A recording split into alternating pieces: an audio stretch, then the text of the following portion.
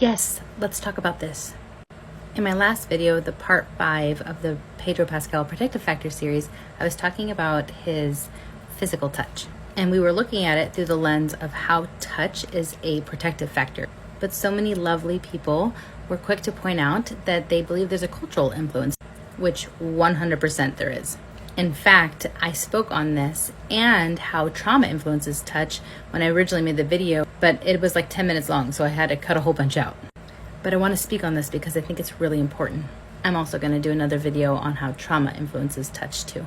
But on this one, I really need your guys' help.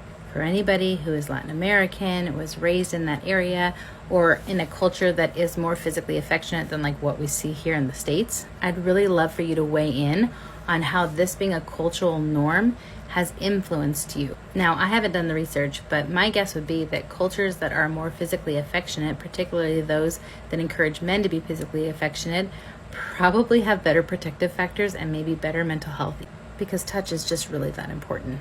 But obviously not all touch is the same. And I stand by that. I think that Pedro's is intentional with the purpose of trying to cultivate connection while also having safety. But I think that it's probably easier for him to do that given the cultural influences that he's had. I'm really curious to know if you were raised in a culture and environment where physical touch was much more common and open and safe and embracing, kind of like what we see with Pedro. How has that impacted you? What has the benefit been?